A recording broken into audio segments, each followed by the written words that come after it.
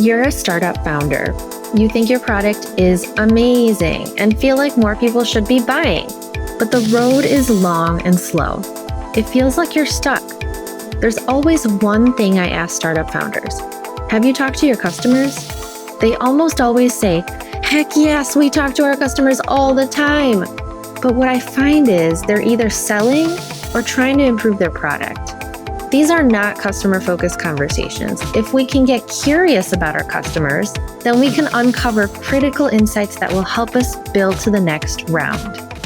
I'm Anna Firmenov, and welcome to Building with Buyers, a show about startup growth where I'll explore how customers help startups build to the next round. Tiffany McNeil, thank you for joining me on my show.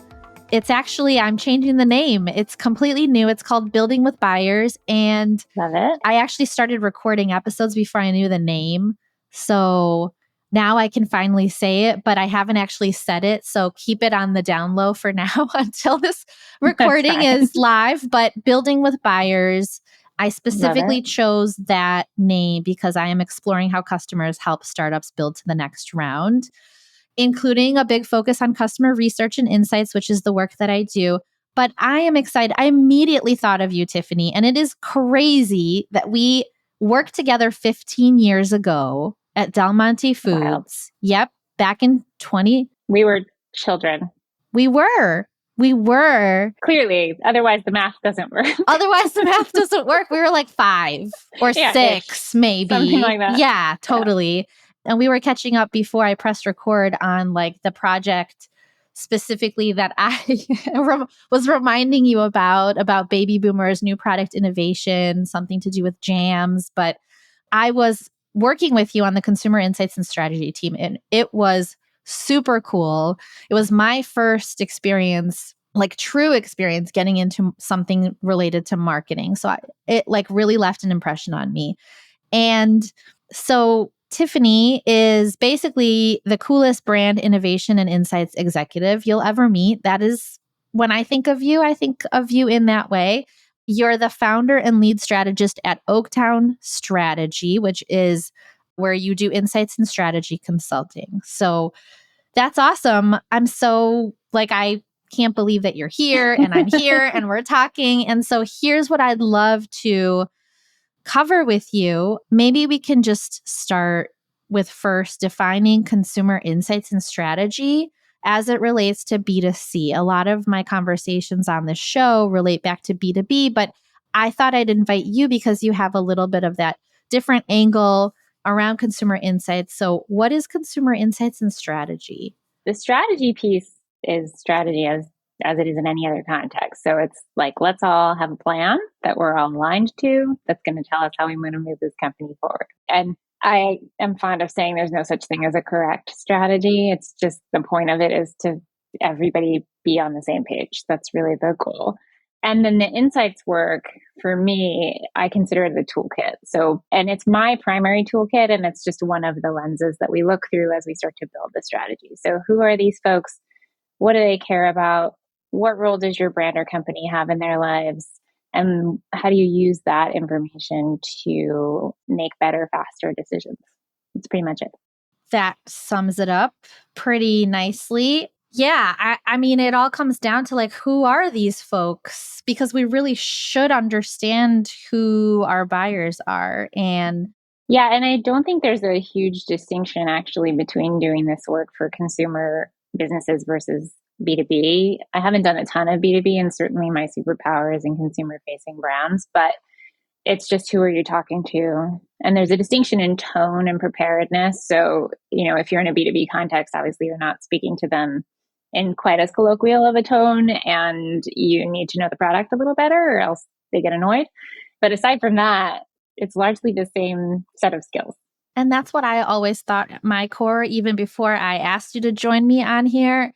I think that starting off in consumer insights and strategy, I'm so grateful that I was able to see that. And then I also have worked in companies that have a separate consumer insights and strategy team. And so when I came over to B2B, there was no customer research and insights and strategy work.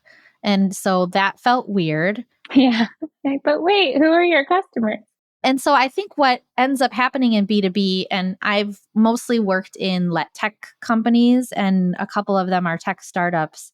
I mostly know like how B2B startups do it. But I think that what happens in B2B is you rely on learning about your customer from sales conversations. So they're not even your customer, they're prospects. I mean, we do that in B2C as well.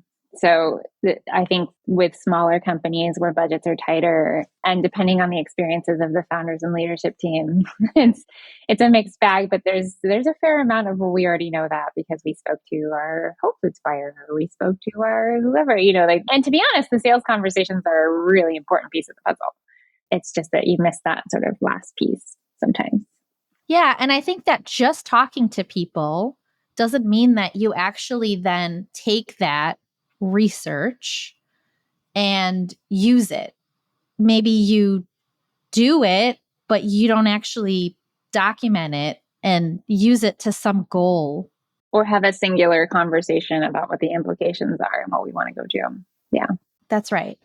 So anyway, going over to B2B, I was like, guys, who's doing this work? Nobody, right? In terms of customers, customer research. So naturally, I just did the work. Every time I would go to a company, I was like, well, no one's doing this, so I'm going to do it. So what is the work? I kind of wanted to talk through that. You sort of defined it already when I asked you, like, let's define what consumer insights and strategy is. But for me, like when I say do the work, that means I make a list of like who are our customer super fans who love us the most.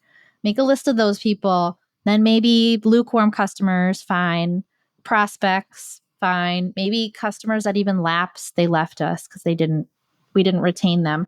Just like have a list of those people and go talk to them. Like go actually sit down, talk to them, have real conversations for 45 minutes to an hour and ask them questions about who are you? I don't actually say that, by the way. I'm not like, hello, my name is Anna. Who are you? So exactly, who are you? Yeah. What do you think you're doing? Yeah. But it's more like learning about what they do at work, right? Because it's B2B. So what do they do at work? What do they do in their day-to-day? Who do they report to? What are their goals at work? What are their challenges? And certain things light them up, right? They get excited or they get frustrated or like annoyed by certain things, like what keeps them up at night. And we have a conversation around that, which then rolls into some other separate conversations depending on the goal. So a lot of the work I do, the goal is we need to figure out our positioning and messaging and go-to-market strategy. So of course, I'm going to talk about what's the value of this product for you, superfan customer. Why do you love it so much? How has it changed your life? Things like that, so that I could pull out the common thread across multiple superfan customers and say pretty confidently, like, this is the value. These are the top differentiated benefits of your product. These are the top differentiated features of your product. And that helps me then create a positioning statement of like who you're for, what's the title of this person, and the top benefits of the product that you're building. So that's the work. Yeah, that's the work. It's very similar. So a lot of the work I do, frankly, this work is not inexpensive. So for me to get brought in to a smaller company, it needs to be a pretty strategically important question. So it's usually either who are we and how do we show up in the world, which is very similar to what you're talking about. Like, what's our positioning statement? What are our values? Sometimes it's internal culture stuff. Like, what do we care about? And all of that. Why do we exist, right? Yep, which is all connected. Do we want to articulate a mission depending on what kind of company it is? And then the other piece is innovation. So what do we want to go make? How is that portfolio going to tell our story? What does success look like? And how do we build towards that future? So, but the toolkit is a lot of times for me, what you're saying. So particularly if I have a small company, oftentimes they have a CRM database and I'll literally just recruit from their CRM database. So just like, hey, who do we have here? Who are these people? Why did they find your brand? What do they care about? What do they think it is? Why do they love it? Let's just learn. And that happens a lot immediately post acquisition. So sometimes I'll work with a private equity firm, for example, and they're like, we just bought this thing. What is it? And then that's a great time to just kind of go do some fact finding and sort of reflect back. Here's what I think this brand could be, is now, should be, based on current fans, which is, I think, philosophically something that I really believe in. Like, the current fans understand something about the business. And so if we can just make sure there's enough people who care about that thing, then we have a business model. The only piece that's missing that is probably a lot of times less relevant in B2B, depending on the size of your business, is on the quant side of things. So now, obviously, the data piece of it is going to be relevant regardless. So there's always some sort of intense Googling that can be done to sort of find out how big do we think this puzzle is, and sort of do some of the math on it. But we also do a lot of survey work. So depending on what the questions are and who it's going to and how they think and what they're going to believe in, oftentimes quant plays a significant role as well.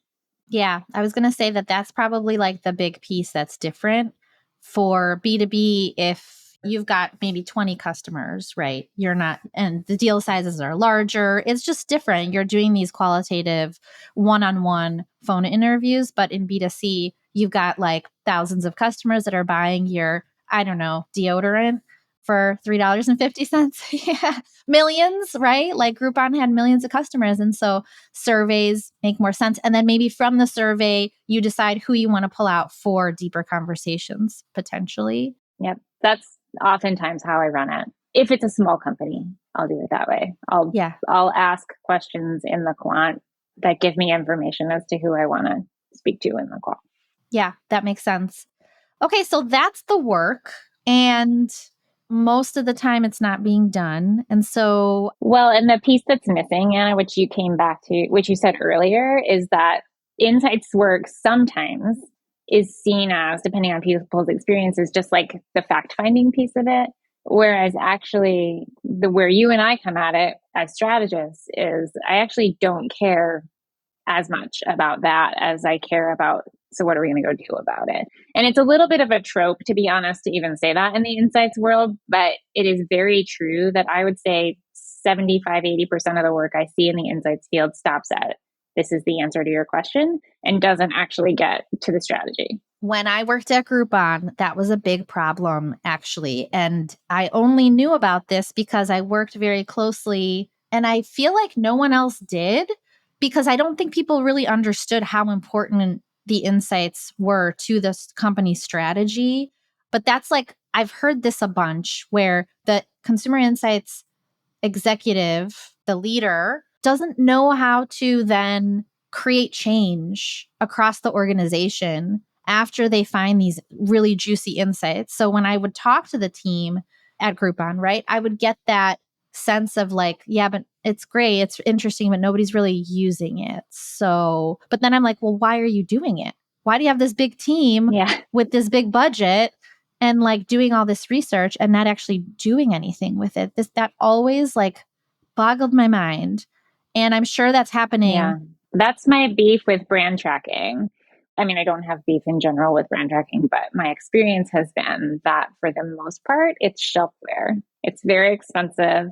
People are like, got it. Our brand awareness is 6%, 10%, whatever it is. What changed as a result of that research, or what's going to change as a result of that research? It's expensive. So if it wasn't expensive, fine, measure it. It's great to have like some kind of indicator of whether it's working or not. But I find that the value isn't always there. To your point, like if you're going to do the research, use it.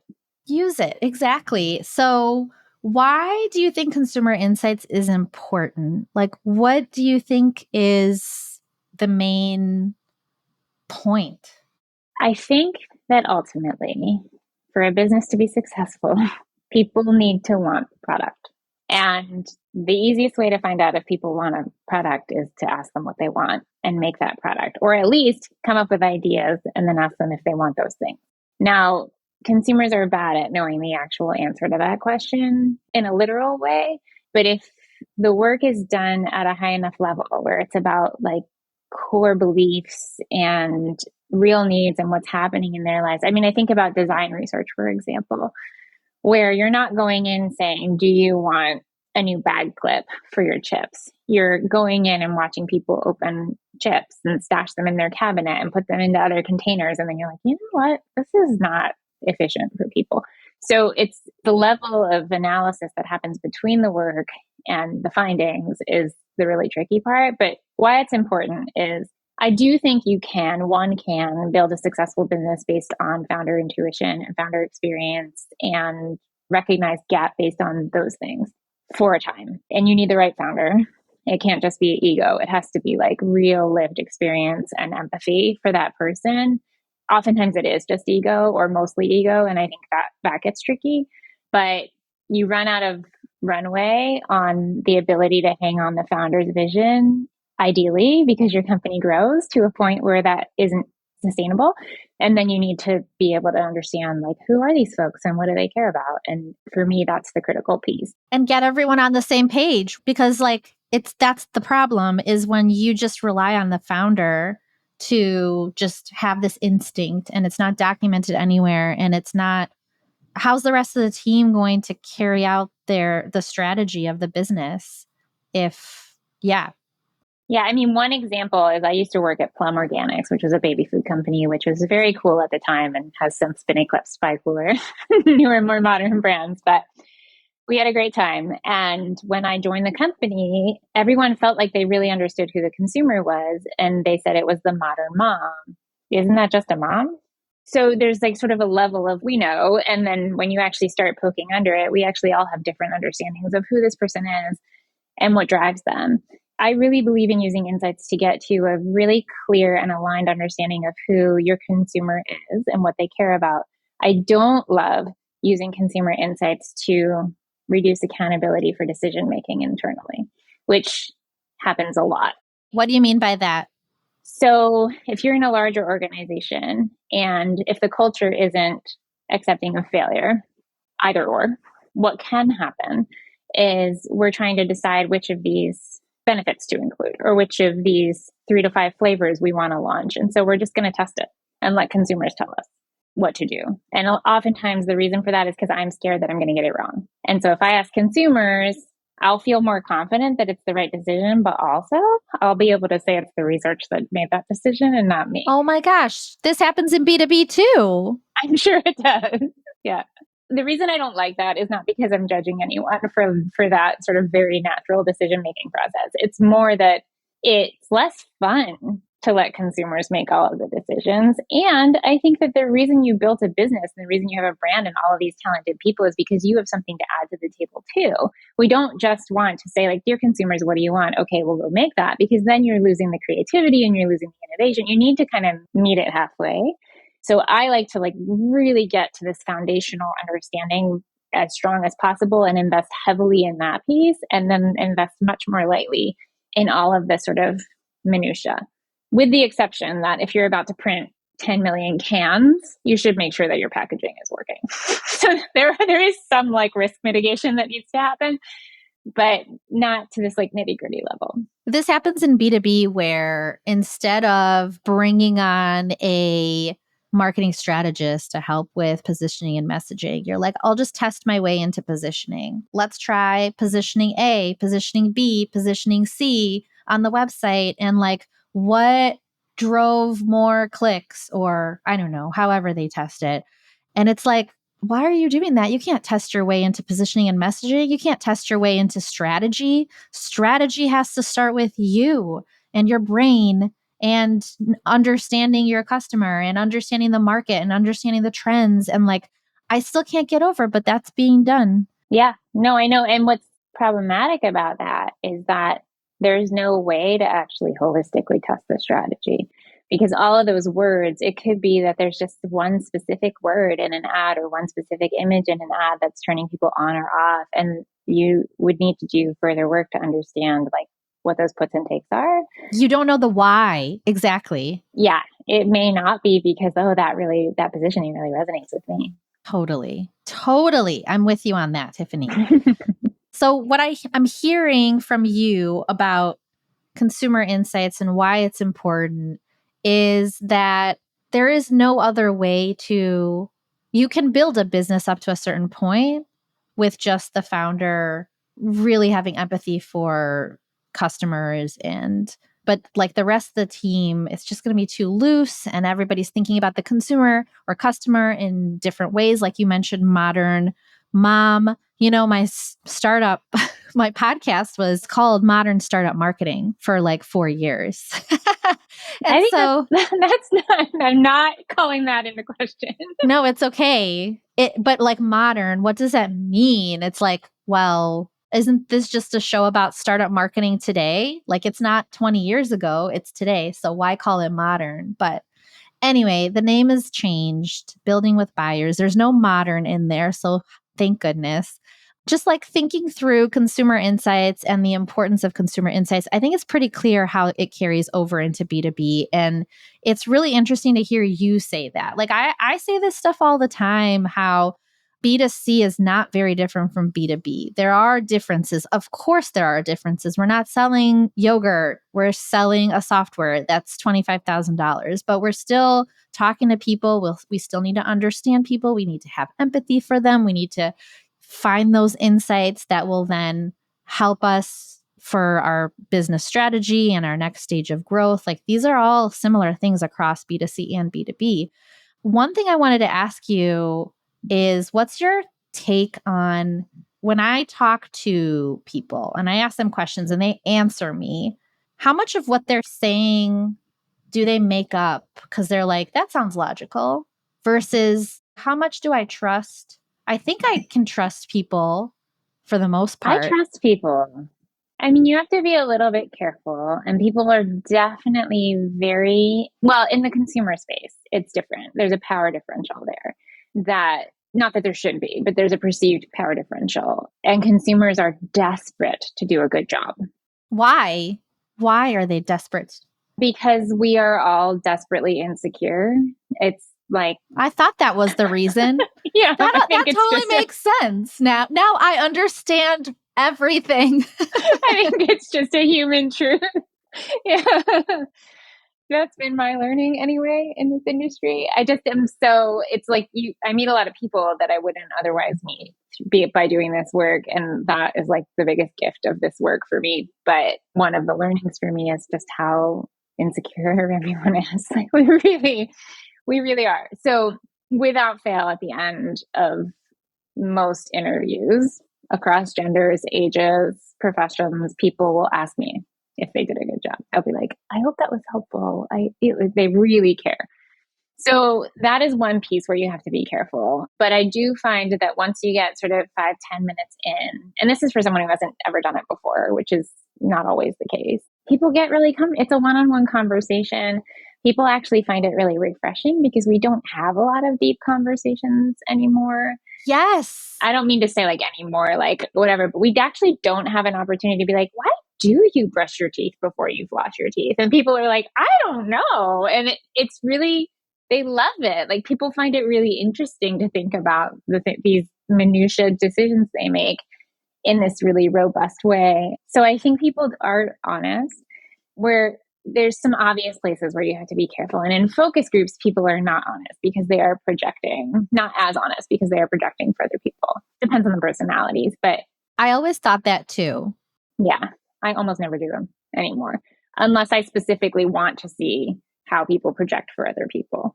That's interesting. We did a lot. So if it's something image-based, then I'm kind of interested in that. We did a lot of focus groups at BlissDex and it used to be very common. Yeah. Is it not as common anymore? No, not as far as I'm seeing, but a lot of that is because it's so easy to schedule things online and remote. So focus groups was a little bit of a forcing function of having to like travel and meet people and get to a decent number of people in a reason. So there's a little bit of that. I still like focus groups sometimes for packaging or like things that are really visual. I think it's kind of interesting to see how the opinions change how they interact, right? With the packaging or with the product. But you still have to find a way to get like a clean read on what each person says and like really pay attention to that. There's always like that one person that won't stop talking and you're like, just quiet because no one else is getting their voice heard because of you. But you're like behind the glass eating M&Ms and you're like, I have no way. So many of them. So many. I know. I used to work in TV before I even worked with you at Del Monte. And I worked in the UK, and you would get these guys who came in and they'd be like, well, mostly I watch BBC4, which was like the documentary kind of channel. And it's like, no, you don't. You would always sort of know that people were sort of saying, like, I get that at some point you have chosen to watch BBC4, but I don't think I believe that that's your normal diet. So yeah, there's a fair amount of that. That's hilarious. Yeah. I only asked this question of like, how much do you trust? I think most of what people say, they're not lying. I just don't know if people really know the answer. So sometimes they go to what's most logical. You know what I mean? So sometimes we don't really know why we do the things we do or why we think the things we think. But a logical answer is easier than just saying, like, I don't know. Right. So I also think that our culture has gotten more transparent. So, like, there's a lot more comfort with not having the right answer now than there probably was 20 years ago when I was initially doing this work. So, I've seen a shift there a little bit. And then there's some skill there on the moderation side where you can kind of feel it a little bit, whether someone really knows what is holding back, right? Yeah, you can kind of tell. And so sometimes people will be like, I don't know. And I believe them. And other times they'll say, I don't know. And I'll say, yes, you do. Like, think harder. And they can kind of come up with it. And then every once in a while, I will give people the answer. So if I feel like I'm kind of, which is you're not supposed to do, but if I feel like I'm kind of getting what they're saying, it came up recently. We're talking about like the liquid IVs of the world. And so what is that for? And when do you use that or whatever? And someone was saying, well, like, it's healthy and I feel like such and such. And I said, in the end, I kind of said, so if it were me, I might be telling myself that I'm doing it because it's healthy, but secretly I just want my water to taste better. And the reaction isn't like, you can tell from the reaction whether you are they all like, oh my gosh, yeah, I'm so glad you said that.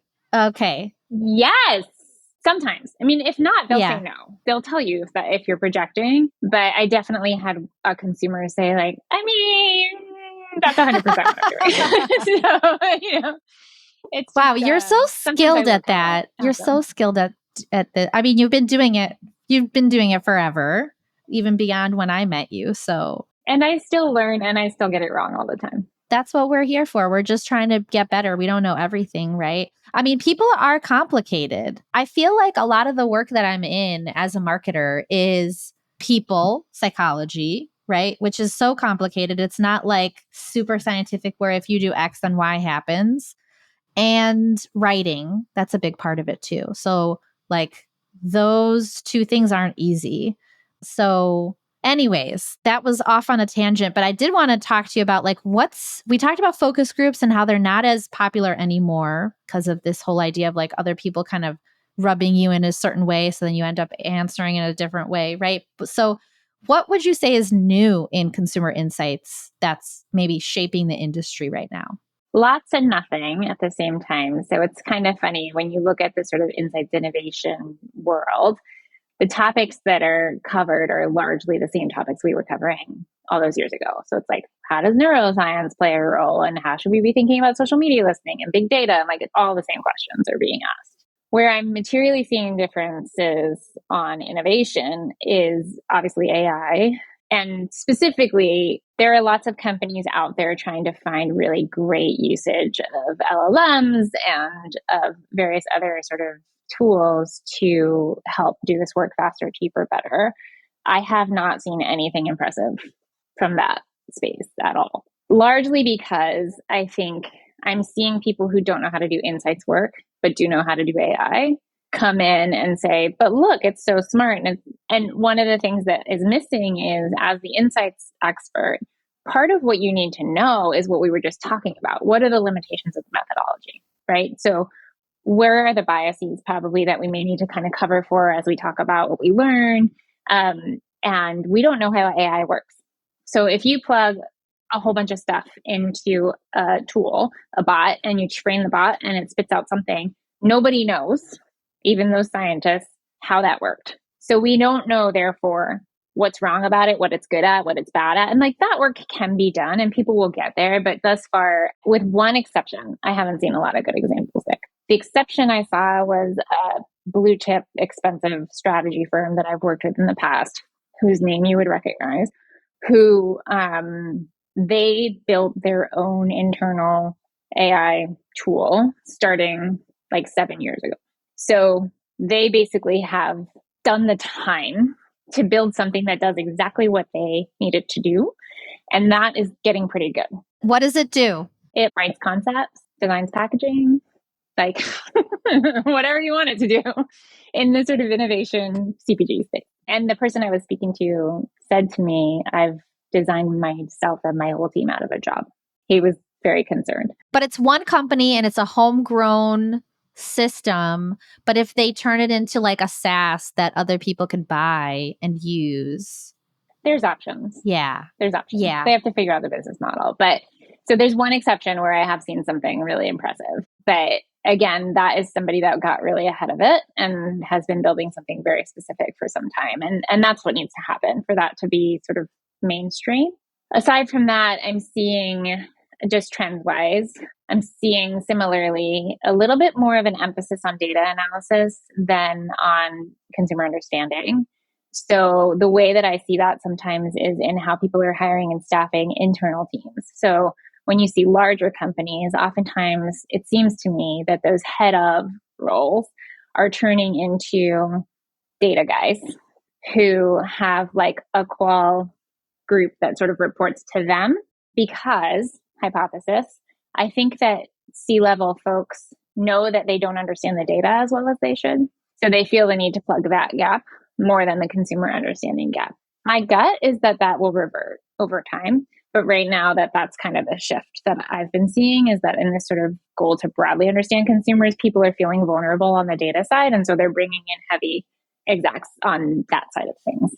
And what kind of data then are they in the surveys, right? Like survey data? In my world, it would be sales data and some survey data, but more so the sales stuff or like panel stuff, that kind of thing. But it also could be like in the tech space, which, I do a ton of work there too. It could be anything, all the behavior stuff. Think about Stitch Fix. Like those guys need like a really robust data analysis function. That's what they do. So that's an example where like your insights person should be a data guy or a data person. I'm not using guy to be gendered, by the way. Sorry about that. That's helpful. Sounds like some things have remained the same and some things have evolved. And I just wanted to mention that I tried using ChatGPT to do some of the work that I do. So for example, when I do the interviews, it's still me. I'm not asking ChatGPT to run those interviews, but then I have the transcript. And so then I asked ChatGPT, can you use this? And by the way, I have 10 more and analyze and find what's this person's goals at work, challenges at work, what's the main benefit of the product for them. And it was actually pretty good. It's gotten good in the past year and a half. When I first started to try to work with it, it was trash. And it's really, for me, what I use it for is finding quotes. So I already know what I want to say. I've got key themes. I know what my headlines are. I know what the strategy is, but I need supporting quotes from consumers. Like actual things that they said. Actual verbatim quotes. Yeah. So, and it used to be literally me being like, I think Anna said something about that. And like scrolling through and trying to, or control F and like, trying to find it. And now it's just like, can you find me 5 quotes that speak to soda's bad for you? Like whatever. And then it'll find it and it'll be verbatim. Do you check that?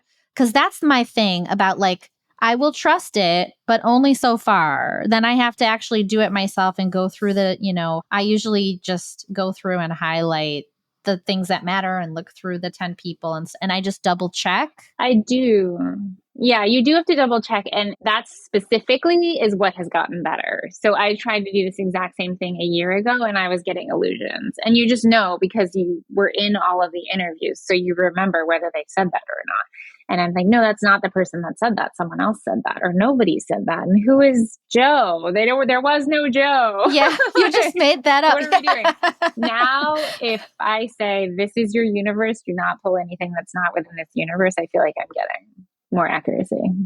Okay. Well, I'm going to go back to it and try again, because when I did it maybe 6 months ago, I was like, it's okay.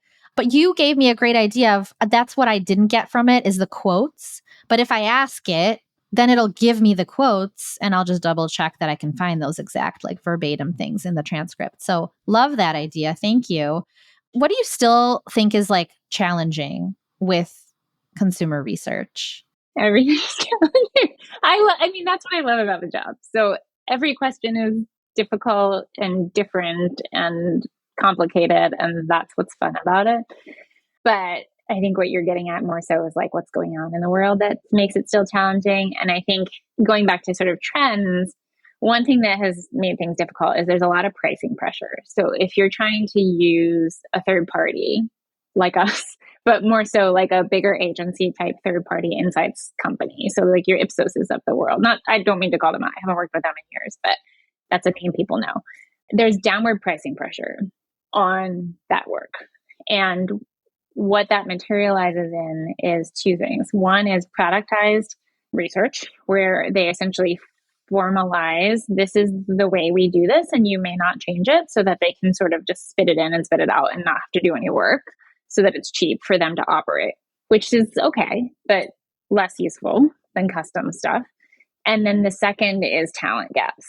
I think that I'm not seeing really strong business acumen and strategy chops in insights world. It was always hit or miss, but I feel like that there's been a depletion there because they can just make more money other places. So that's a bummer. It means that you actually have more work to do in-house to kind of take the work that you're getting externally and make it more useful. So that's one thing that is really still a challenge. Like, I'm not wowed by anybody right now. And maybe I'm not asking the right people, but I haven't seen any work that I'm like, wow. Yeah, you're experienced and you know what good looks like. So that's maybe the difference. The exception is if you pay for it, right? So if you're willing to pay 150, 200 grand for a segmentation, like, you're going to get great work, but that's not the kind of budget that most of these companies have for insights. Totally, totally. I wanted to say something about that. This is like hard work, and I don't know if it gets the acknowledgement that it deserves. I mean, I think it does in B2C. I don't know if it does in B2B, but my goal is to make it so that it does. Not a lot of people do this. Like, a lot of people just take the easy road, and the founder will say, this sounds good, so we should use these words. Like, I'm close to my customer. I know enough about them. This sounds good. Sometimes they're what someone else, I'm not going to take credit for this, but someone else I spoke to from Consumer Insights said that founders do this thing called marketing by the mirror, which is, it's actually the head of insights from Groupon. And he's like, this happens all the time, marketing by the mirror, where you're like, I know this person so well that I can just figure it out and make assumptions and like use these words, and they'll totally, that's what they would say. I don't need to talk to them. That's what they would say. And that's really unfortunate. Well, I mean, I think that's the goal, is that you have done robust work to the point that you are able to do that. But you have to build that foundation in order to do that. I mean, to your point about credit and value, I find it very hit or miss. So for folks who have worked with strong insights folks in their past, they get it. So half the calls I get are people who just know what they want. They know it's important. They can't believe that they can't get whoever it is in their organization to care about it enough to pay for it. Like, there's like, I've got that, like the converted. There's definitely people who fully understand the value. And then there's folks who are asking the strategy question and don't care about the toolkit. And that's fine too, as long as they're willing to pay for the time to get the resources we need to do the strategy work, right? So, like, they care more about the output. They don't care how you get us there, but they care about the output. Yeah. That's great. Yeah.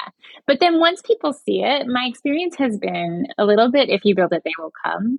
Once people see the work, I find that people are just blown away by how affirming it feels to hear your consumer's voice, and how confidence building it is to feel like you know so much more about who they are and it's just, honestly, I think that 90% of what I get paid for is making people feel confident that they're making smart decisions.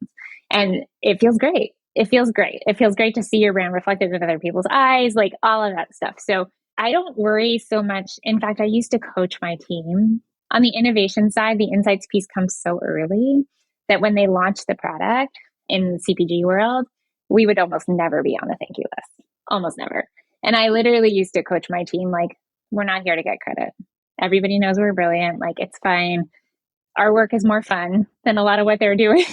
And like, just appreciate that our jobs are fun and you don't have to be on the thank you sheet every time. Like, it is what it is. Not that I didn't also fight to get on the thank you sheet, but there's a little bit of like, why does that matter? It's okay. People do appreciate you. Yeah, but you really do have to have like the leadership team on your side. And if you don't get credit and people don't see the value, then they're not going to use the insight. So it's kind of like a double-edged sword. Like if you need both, I think. But you need both for sure. Yeah. Yeah. This has been wonderful. And I could talk to you all day because it just feels like I am sitting back at Monte Foods with you, working on that baby boomer innovation jam project all over again. So weird, right? How that happens. I can't believe I don't have any memory of jam, but it sounds feasible for sure. And I do definitely remember working hard with you on new product development in those worlds. Honestly, that team was super sharp. I remember. We had a great I remember. team. Yeah. I still have some very, very strong friendships and professional relationships with those folks. I still call them all the time for advice and wisdom. Yeah. Yeah. It was a great group of folks. So before we say goodbye on this episode, I wanted to ask you if you have any question that you wanted to ask me. Well, we talked a little bit already about the difference between the sort of the B2B and the B2C world. I guess what I would be more curious about is if you could write a letter to the insights professional community. Like, dear insights people, here's what I think you're doing wrong. Here's what I think you should do differently. What would you say? Is this B2B or B2C insights? Whatever. There's a lot less of them in B2B. So how about B2C? Dear insights community, here's what I think you're doing wrong. That puts me up on like I know how to do this better than you. And I know that it's a very important piece, but I think there's still, and I have these conversations with folks. That's the only reason that I bring this back up is there's still the barrier between consumer insights and execution of the research and how do we use that research in a way that impacts the business, right? Like sales, that's what matters. And so it's not just like you're doing it off on the side and it's really interesting and we present it and everyone's like, wow, that's so interesting. Now we learned about our consumer or customer. We learned all this stuff. And that's the problem is like you learned all this stuff, but then you don't do anything with it.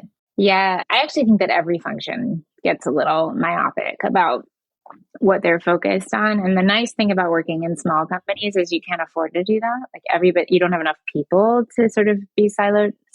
Siloed is too not the right word, but you know what I mean? You don't have enough people to kind of... That's not my job, right? Yeah.